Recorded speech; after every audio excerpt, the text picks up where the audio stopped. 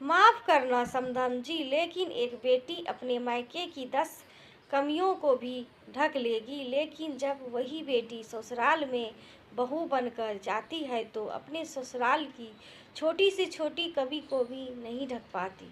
सुधा जी ने अपनी समधन ममता जी से कहा, समधन जी, आप कहना क्या चाहती हैं? अब क्या मेरी बेटी मुझे बताए भी नहीं कि उसे क्या परेशानी है, और हमने कभी अपनी बेटी को कमियों में नहीं पाला। हमेशा उसकी इच्छा उसके बोलने से पहले ही पूरी की है। ममता जी तुनकते हुए बोली, जरूरी की होगी समधन जी कि मैं कब मना कर रही हूँ। आखिर माता पिता अपने बच्चों के लिए बेहतर को करने की कोशिश करते हैं। आप आप से पहले अपने बच्चों को रखते हैं। लेकिन एक बात बताइए, क्या कभी आपको कोई कमी नहीं हुई? सुधा जी ने कहा, अरे समधन जी, घर गृहस्थी है, कमियां तो हर घर में होती ही रहती है, लेकिन क्या उन कमियों में कटौती सबसे पहले बहू के हिस्से से ही करोगे? क्या अपने अपने खर्चों में कटौती कर ली, जो मेरी बेटी के खान पीन में कटौती कर रही हो? ममता जी अपने हाथों को नचाते हुए बोली। उनकी बातें सुन सुन कर सुधा जी अपना सिर पकड़कर बैठी हुई थी। जिसे समझ आए उसे समझाए भी, जो समझना ही नहीं चाहता उसे क्या समझाएं। जबकि उनकी बहू निशा एक कोने में ऐसी खड़ी हुई थी जैसे मानो ससुराल वाले ने अत्याचार करके उसका जीना दुश्वार कर रखा है। उसकी मम्मी जो मन में आ रहा था वह सुधा जी को सुना रही थी, और वह चुपचाप खरी खरी सुन रही थी। निशा को सुधा जी की बहू बनकर आए हुए 8 साल हो चुके थे। जब ये शादी होकर घर में आई थी तब किसी चीज़ की कमी नहीं थी, लेकिन अभी 5 महीने पहले बिजनेस में ज़बरदस्त लॉस ने ने घर की स्थिति को हिलाकर रख दिया। जाहिर सी बात है कि घर के खर्चों में भी कटौती होना शुरू हो चुकी थी। आर्थिक स्थिति रिश्तों में कितनी खटास पैदा कर देती है, यह अब समझ में आ रहा था। कटौती हर चीज में से हो रही थी, पर पता नहीं क्यों निशा को लगा कि सारी कटौती उसके लिए ही हो रही है। निशा शुरू से ही हाथ खोलकर खर्च करती आई थी, इसलिए वह इस कटौती को बर्दाश्त नहीं कर पा रही थी। अब वह न पहले की तरह किट्टी पार्टी का कर पा रही थी, और ना ही अब ज़्यादा घूमना फिरना हो पा रहा था। यहाँ तक कि 7 साल की बेटी का ट्यूशन भी हटा दिया गया था। उसे भी खुद से पढ़ाना पड़ता था, पर उसे पढ़ाने की जिम्मेदारी तो सुधा जी ने ले रखी थी। पर यह तो उसे उसके स्टैंडर्ड के खिलाफ था। उसकी सारी सहेलियों के बच्चे ट्यूशन पढ़ते थे, बस उसकी बेटी ही नहीं।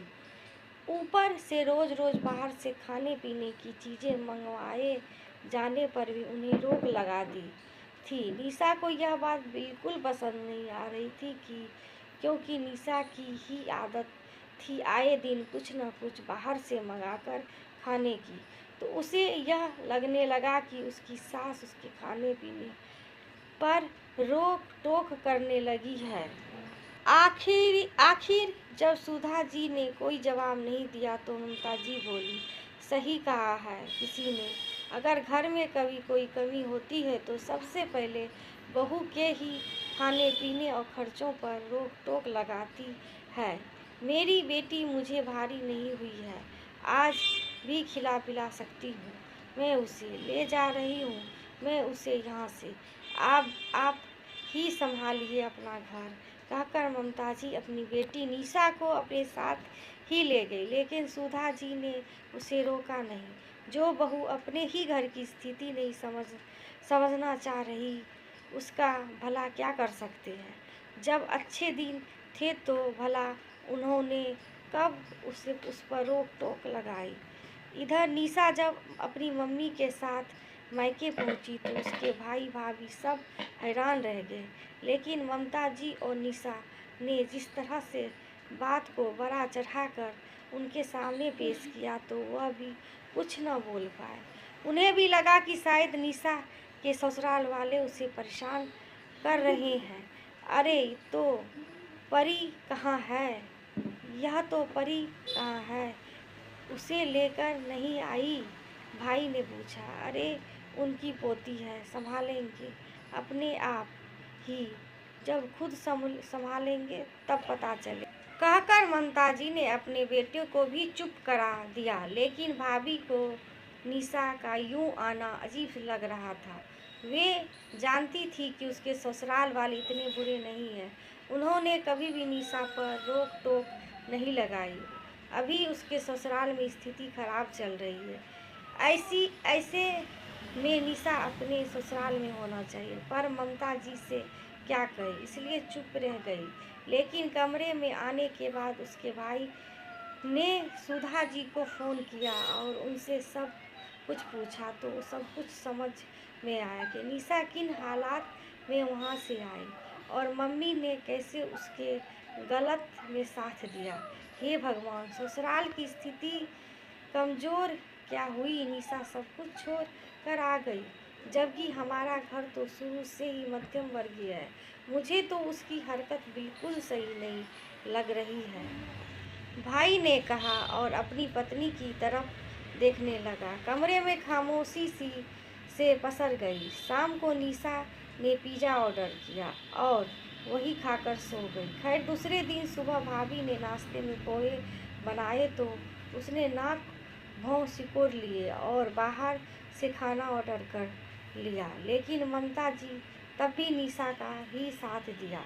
लेकिन अब तो यह हर बात होने लग गई। 5 दिन में निशा ने कई बार खाना बाहर से ही ऑर्डर कर लिया और ममता जी तो उसे रोक नहीं रही थी। आखिर उसकी भाभी उसके भाई से यह बात की। यह देखकर भाई ने कहा, अरे तू घर का खाना भी खाती है या बाहर से मंगवाती रहती है?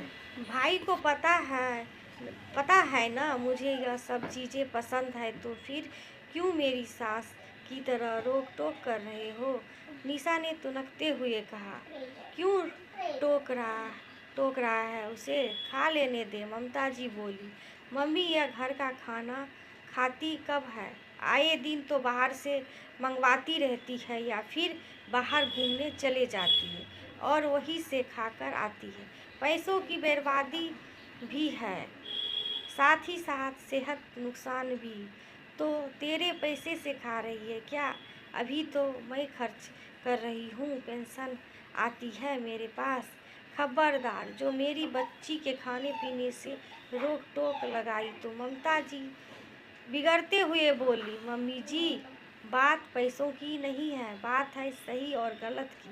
आपको पता नहीं है कि यह बाहर का खाना नुकसान पहुंचाता है। ऊपर से आप ऐसी चीज़ के लिए दीदी का साथ दे रही हो जो गलत है। आपकी बेटी बिगड़ रहा है, आपकी बेटी का घर बिगड़ रहा है और आपको दिख नहीं रहा है। अब की बार भाभी ने कहा, बहू तुझे ज़्यादा बोलने की ज़रूरत नहीं है, मेरी बेटी है, मैं उसका सही गलत अच्छे से जानती हूँ। आज मेरी बेटी परेशानी में है तो उसका साथ देने की जगह तो उसे सुना रही है। क्या यही एक बहू का लक्षण होते हैं? मम्मी जी, यह बात जो आप मुझे समझा रही हो, आप दीदी को समझाती तो ज़्यादा अच्छा होता। आज उनका परिवार मुसीबत में है और यह कमियों का रोना रोकर यहाँ आकर बैठ गई हैं।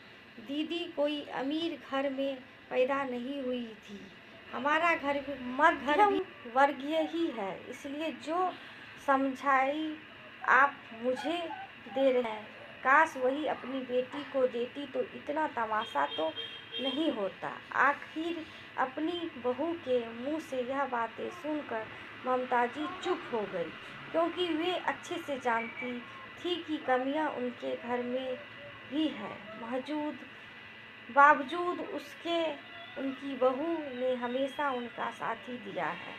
मेरे माता पिता ने भी मेरे सारे शौक पूरे किए, बावजूद उसके ससुराल में कमियों के साथ खुद को ढाला है। मैंने कभी इस बात की मायके में शिकायत नहीं की, क्योंकि आज कमी है तो कल अच्छे दिन भी होंगे।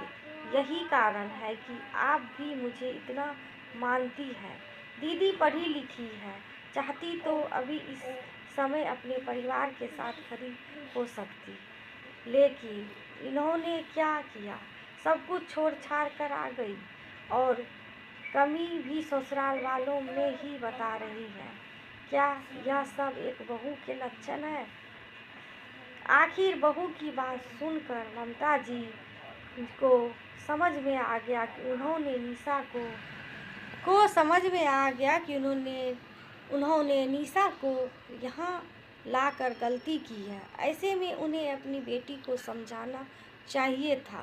खैर, अपनी गलती को सुधारने के लिए थोड़ी देर बाद वे खुद ही अपने बेटे के साथ निशा को उसके ससुराल छोड़ने के लिए रवाना हो गई। आखिर उन्हें सुधा जी से माफ़ी तो मांगनी थी। आशा करती हूँ कि ये कहानी आपको पसंद आई होगी। यदि पसंद आए तो लाइक करिए, सब्सक्राइब करिए, शेयर करिए दोस्तों। बेल आइकन ज़रूर दबा लीजिए जिससे मेरी वीडियो की नोटिफिकेशन आपके पास पहुँचे, आप वीडियो देख सको। वीडियो देखने के लिए आप सभी दोस्तों का धन्यवाद। Thank you.